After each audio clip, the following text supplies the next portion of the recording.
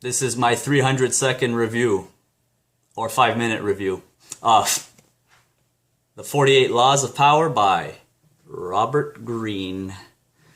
Alright, let me start by saying literally there are 48 laws of power in this book. Each chapter is a law of power. I'll read some of the titles of the laws, not all of them, just like 5 of them, okay?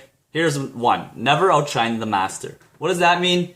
If someone's teaching you something, don't try to show them up, don't try to be better than them. Even if you think you are or you are, especially in an apprentice situation, they'll be more reluctant to keep teaching you because then it's like they're making themselves obsolete. So never outshine the master, even if you are better than them.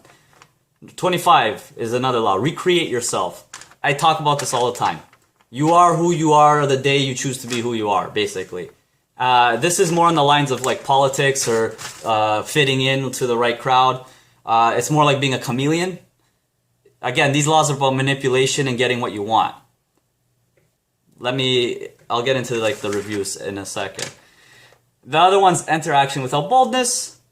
And another one is assume formlessness. Similar to recreate yourself.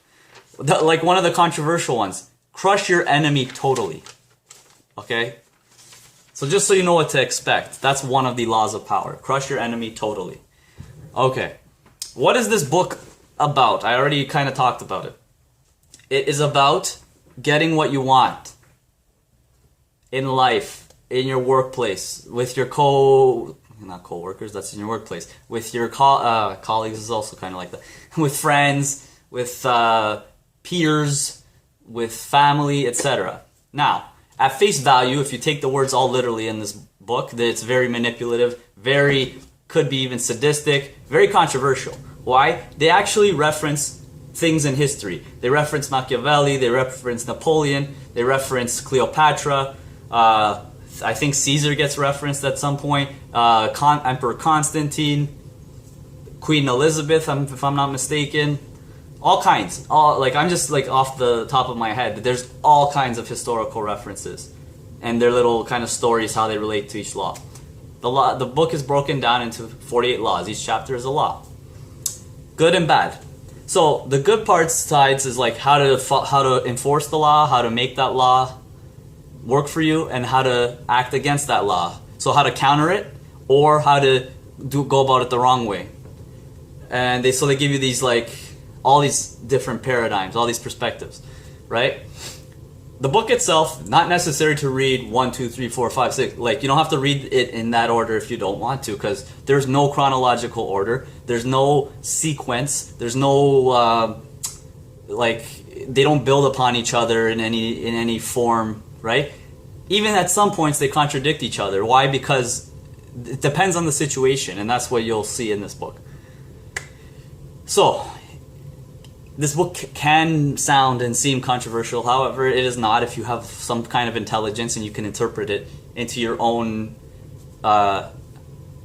life.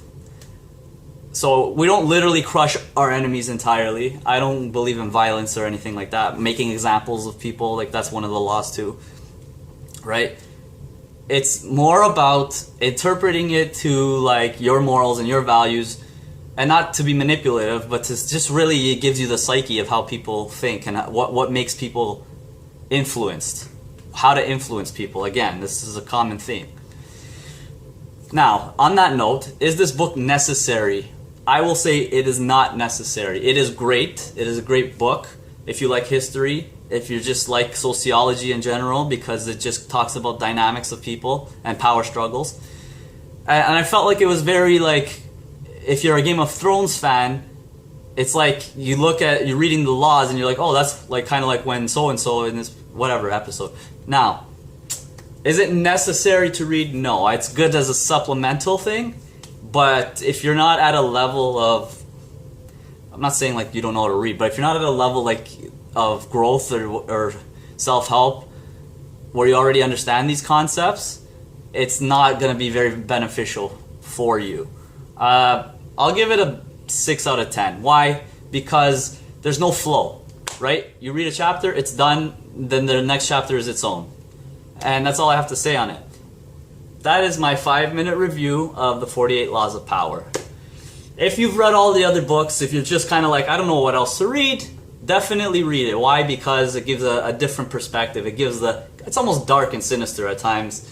However, you know, anything is up to interpretation, and really what's good or evil, it depends on how people use tools or weapons or knowledge.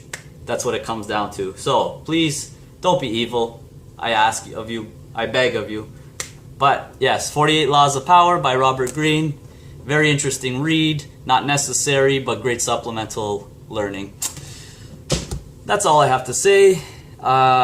Please like, comment, and subscribe. And let's keep going together, and I will see you guys next time. Take care.